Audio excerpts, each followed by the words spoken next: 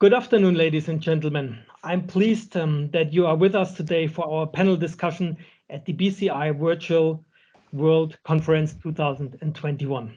I'm Benjamin Jansen, and I'm the moderator today for this session. I am 48 years old, and I live with my family in the beautiful city of Munich here in Germany. As Vice President Sales, I am responsible for all global sales activities of the F24 group. F24 is the leading software as a service provider for incident and crisis management, alerting, public warning, and business communication in Europe. From a crisis management perspective, the last few years have been extremely challenging. Crises everywhere, natural disasters, a rapidly increasing number of cyber attacks with severe consequences for security and the economy, and last but not least, a pandemic on a not unprecedented scale. I have invited 4 top-class experts to discuss about the topic global crisis management lessons from around the world in the next 30 minutes here on this virtual stage. Please welcome with me Professor Dr. Alexander Fekete. Alexander is Professor of Risk and Crisis Management at the Technical University of Cologne here in Germany. He has more than 20 years of experience in this field, and he will represent the scientific perspective today. Hello, Alexander. Hello, and thanks very much for having me here. I'm really excited to share lessons learned with such astounding experts from different perspectives around the globe. Thank you. Then we have Pierre Lemieux, as COO at BNP Paribas. He was responsible for all security topics. Since 2017, he is president of Cyber, a security consulting firm, and he will contribute to our discussion with his more than 30 years of experience in IT and cyber security. Welcome, Pierre. Thank you, Benjamin. Thank you very much to be invited to this panel. I'm very pleased to be with all of you today. Welcome. Then we have Juan Manuel Gil. He is Managing Director of F24 in Spain and Latin America. He knows what kind of crisis give many companies sleepless nights and whether the challenges here in Europe and Latin America are different. Hello, Juan. Thank you, Benjamin, and hello, everybody. It's my pleasure to be here with you with so well-reputed people from all other countries. Thank you. And please welcome Gabriele Lehol. As head of contingency and crisis management at Avinor, he ensures the safety of 45 airports in Norway and the air traffic control, among other things. Hello, Gabriele. Hi, Benjamin. Hi, everyone. I'm happy to be with you, and I'm looking forward to good discussion on the topic, which is, as you said, Benjamin, it's very on our grid these days. Absolutely. Dear audience, as you can see, we have put together an international team of experts to address the various aspects of global crisis management. If you have any questions for one of our experts, you will have the opportunity to ask them in the Q&A session following to this panel discussion.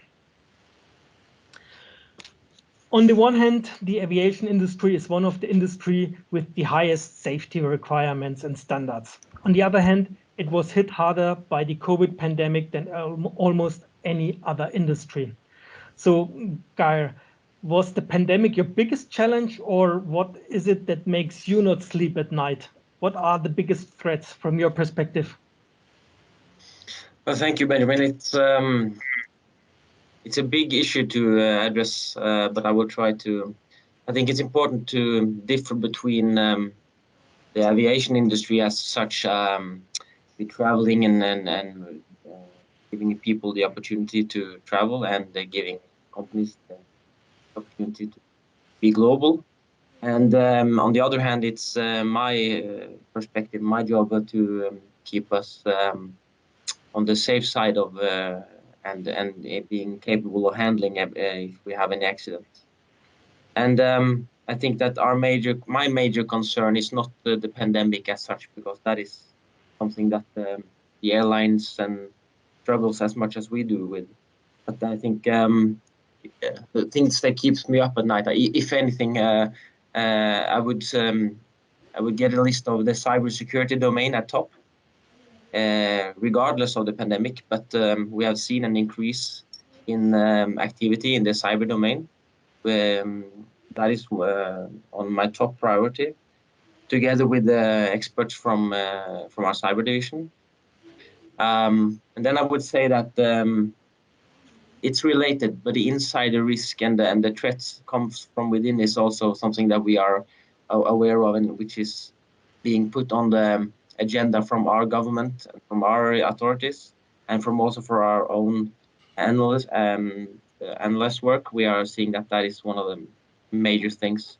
I think it's connected with if we go back to a few years when the banks were so safe that nobody could rob them without having an army. I think that we saw that there was a turnover by how bank robberies were there, literally none, because it's impossible. I think that also that is our systems are getting safer. We are getting more prepared. So we have to see also who's on the inside.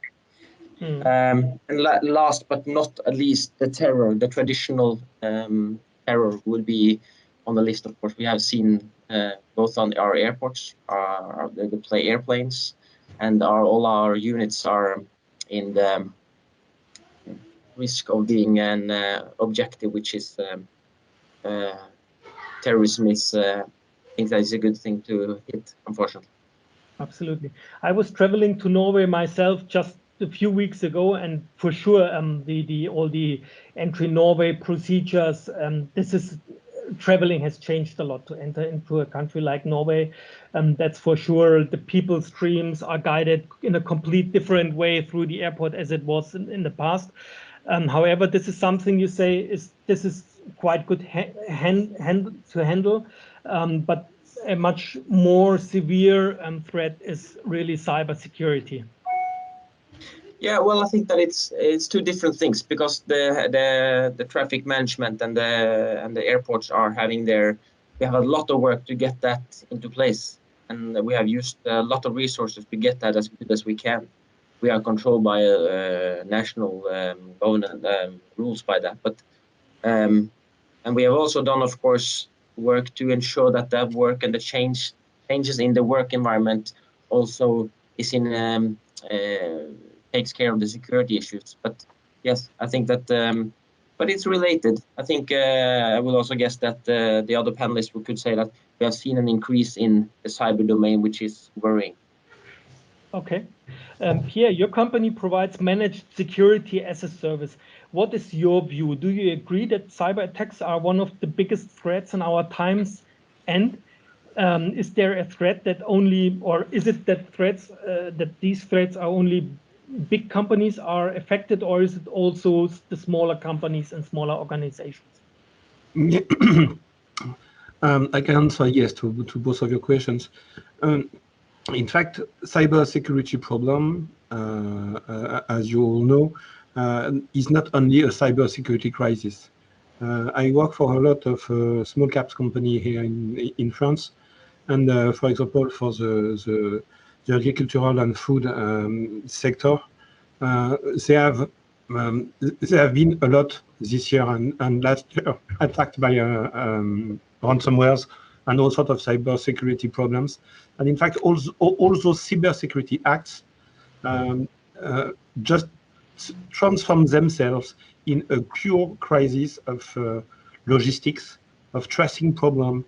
Cybersecurity is the first crisis, but it's always the first of another set of crises. And in fact, it does affect not only big companies, but also small caps. Well, companies up to 300 people or more are already in the process of putting in place a crisis management process because they need to. And it's not a question of are they going to be attacked? The question now is when. So they have to be prepared. One thing, so the most cyber attacks happen through the people that are working for a company or close to the company. So let's discuss a little bit about the human factor. What is your view, maybe Pierre or Alexander? Because cybersecurity, that's a very technical stuff, but on the side, the weakest point always seems to be the human factor here. Yeah, well, I can answer if you want. In fact, it is the weakest factor, and it is also the biggest solution.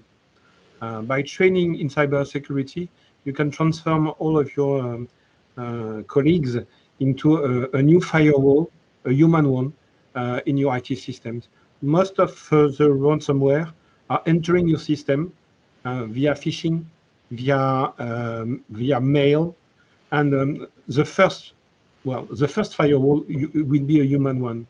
Then the ransomwares are very complex, and when they open a door, they can dig in your system, and then, well, it's very technical, but make a big cartography and find what they want to do.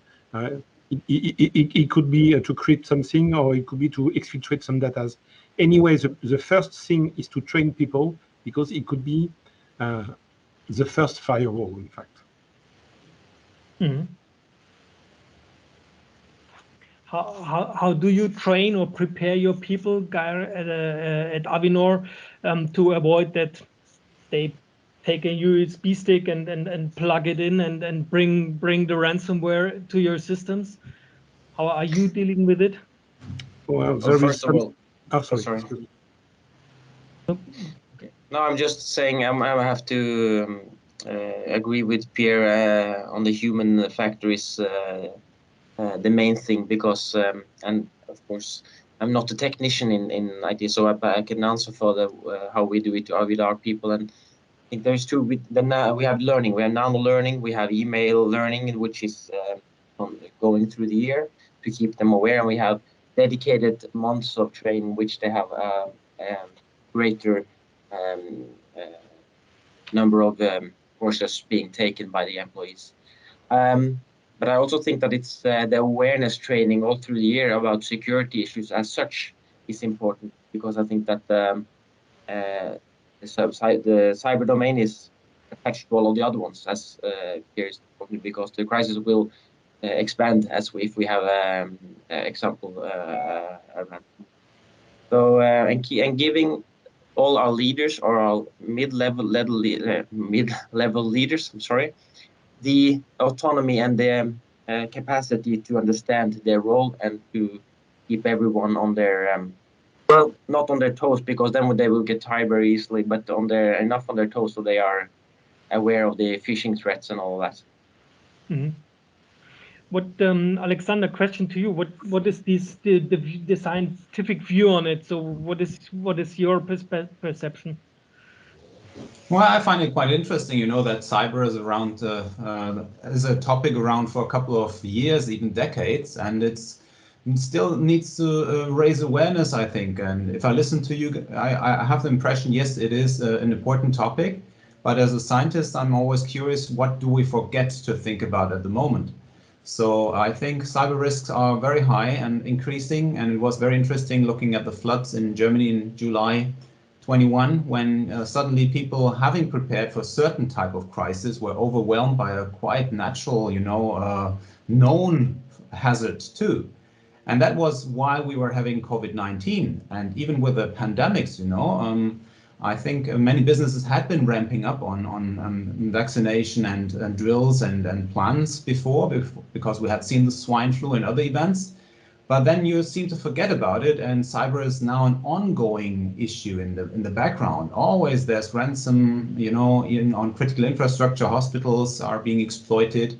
So I believe, yes, it is important to keep up firewalls and make human trainings, but the human factor also can be seen natural hazards where people were actually taken by surprise. And I must say that our early warning system also needs to have some retrofit. And the interesting thing about cyber is it's directed, you know, you can exploit directly humans' intelligence, whereas with natural hazards such as an earthquake, it's a more random thing. So it all has some difficulties to prepare for. That's a very interesting point that you brought up, Alexander. You said in the first part of your comment that the most of the crises are, let's call it, predictable. And in fact, before the COVID pandemic, there were scientists saying that it will happen. It's just a question of when it will happen. the thing is that it seems that unless it was clear that it will come, no one was prepared for it. And you're saying it's similarly on the cyber attack side. So is this something where you want that the economy, the people, also the politics, they should be listening more to what the scientists tell them? That'd be an easy choice for me now. Yeah, but I believe, there's tons of research and studies, but what does it help if people are not aware of how to implement it? So I think also science needs to be a bit more on the application side of things. And also, for companies, it's always a question of how do we get a return of investment into that, It's nice to have studies that it could be such and such a risk, but, what's our liability? Why do we need to act? So it needs to be aligned to the service level agreements and to the goals and to the language actually of controllers and others who need to see a benefit in that. And that's the most tricky part, not only for scientists, but I believe for many specialists within their own institutions and businesses. Mm. All right, just a comment, Alexander. Thank you for that insight. It's valuable to hear from the academic side of it. I think you are on point of something, because I think that the controlling of contingency and crisis management by key performance indicators, as we do in business, as always hitting the right notes, the green lights everywhere. I think that's a very dangerous way to go. We have to have compliance in the cases that we know of course, to a big level. But if we always seek the green lights in the key performance, we lose track of the area, society around us, what you are saying, what everyone else is saying, what our networks are saying, and I think it's difficult because we are driven by business. We're driven by, as you say, return of investment all the way. So it's we have to prioritize. So thank you for that. Absolutely, Pierre. And just to continue on this particular subject, the thing is now, from my point of view, even in small companies, they see a need for crisis management. As I've said about the food sector, it has arrived a lot of times that there is sanitaire, I don't know the word in English, problem of with health problem in the food sector. And they have a lot of norms, regulations that have been put in place. So they are used to have something very complex to follow, to have the good certification, if you want, in this sector. And there has been a lot of cybersecurity problems who had impacted all the industry part of this sector, meaning that factories were put on off because a factory in those sectors are heavily IT managed, meaning that they are depending quite 100% to the IT system.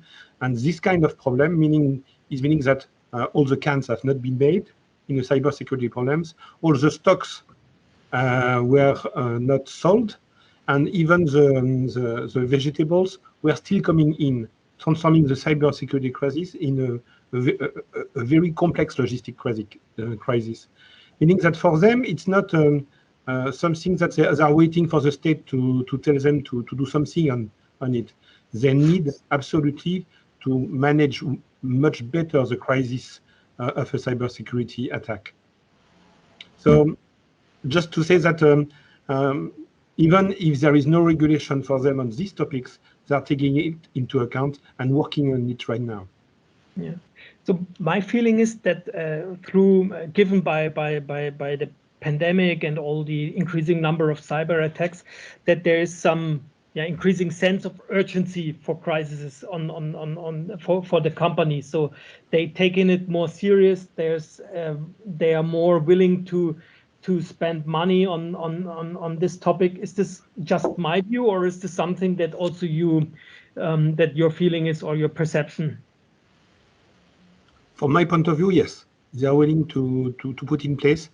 For a lot of sectors, they are still counting their money. They don't want to spend too much. That's true, but they know they have to spend some money for it. Okay.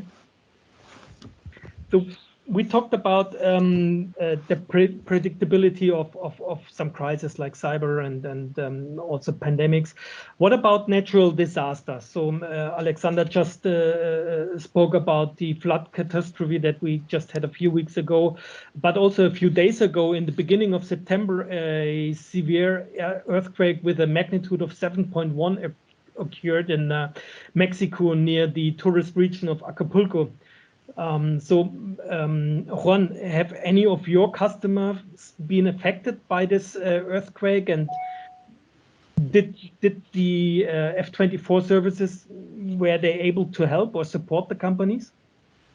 Yes, of course. One of the key elements on this topic is the unpredictable part, and it comes to some extent connected to the previous conversation, because it's we were talking about people willing to invest and some not, and for these unpredictable events that they may think nothing will work at all, and there will be no chance to manage that from a crisis management perspective.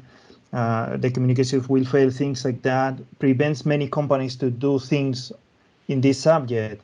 But the reality is that the customers of Mexico were using the alarming to notify the personnel, and we have very good experience in the past with companies achieving high rates of people being reached at those moments, where the average is for our customers normally about 80% of the people to be reached.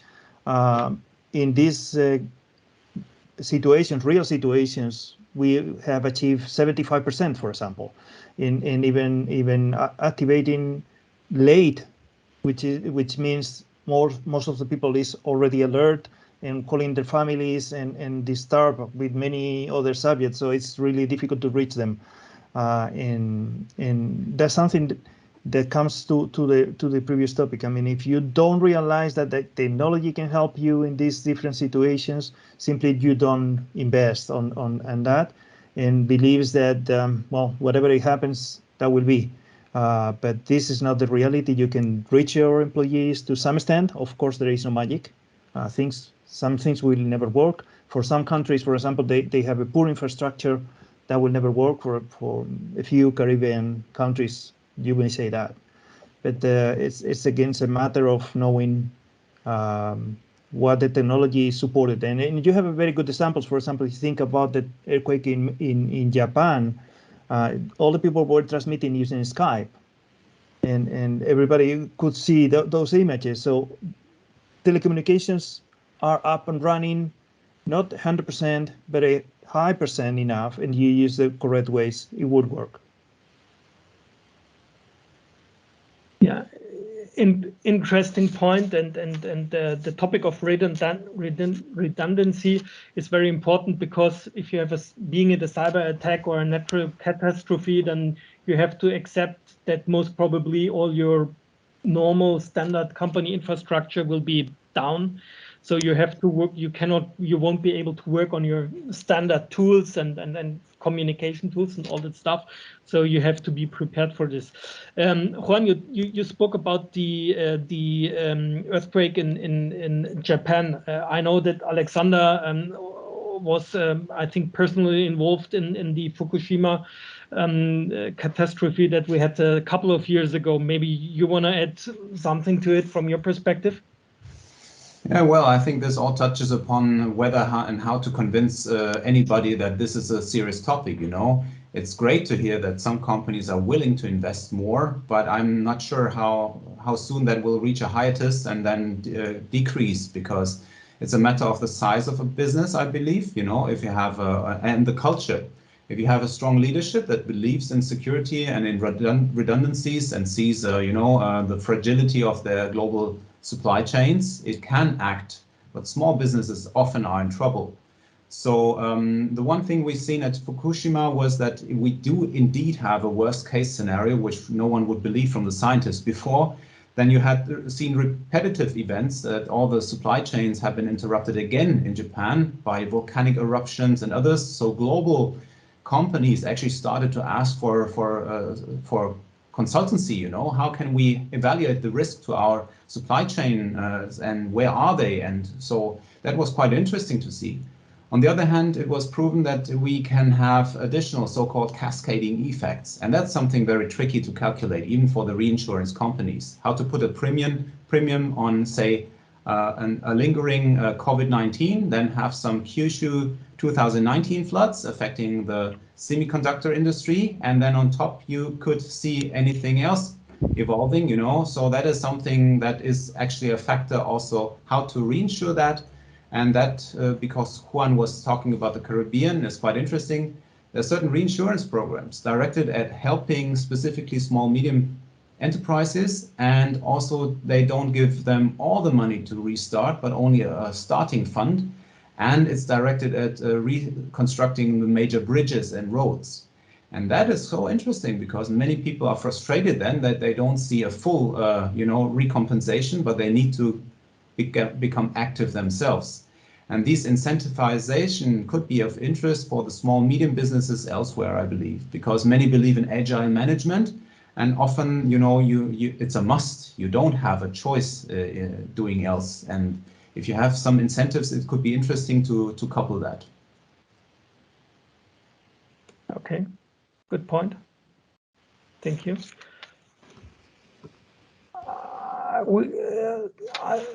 Let's talk about COVID again. And this question goes into your direction, Juan.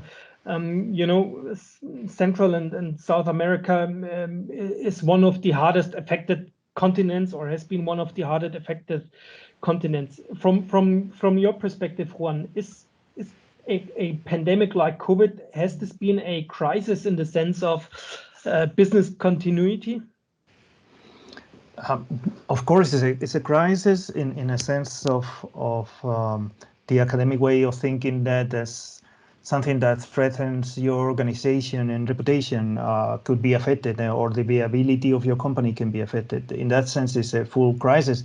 But it is quite accepted that crisis normally comes suddenly, are somehow unexpected, and are limiting our capacity to react in many aspects.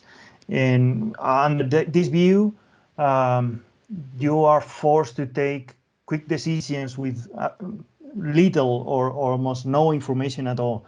That's the average or the standard of what we consider crisis. So, of course, it's a crisis, COVID, but it's a slow motion crisis. And that's a big difference comparing to other crises that could be a cyber, for example, or could be an earthquake.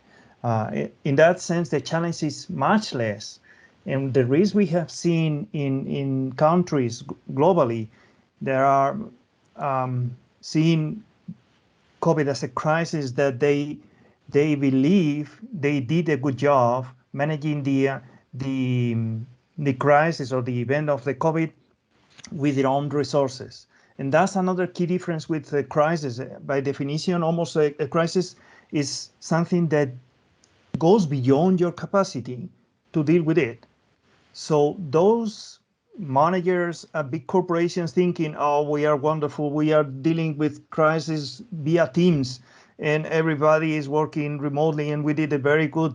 They are simply lying themselves. They are not understanding what the crisis is and what the impact would be when they will have something that is a real crisis, like a cyber attack or an earthquake or other big threats to their companies. And therefore, they are cheating in the way they implement solutions by saying the stakeholders, we are not spending a lot of money, we're doing very well with the tools we have. And that's something we face really difficult. It's dangerous because they believe they are doing a good job and they will fail in the next one, which will be a real one, instead of preparing as we've been discussing in this meeting. Alexander is agreeing.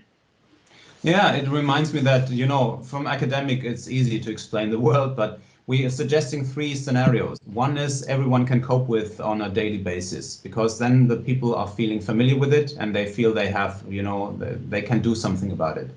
Then take another scenario that brings them almost to the maximum, where they see the limits also of their liability, you know, and then take another that is a worst case.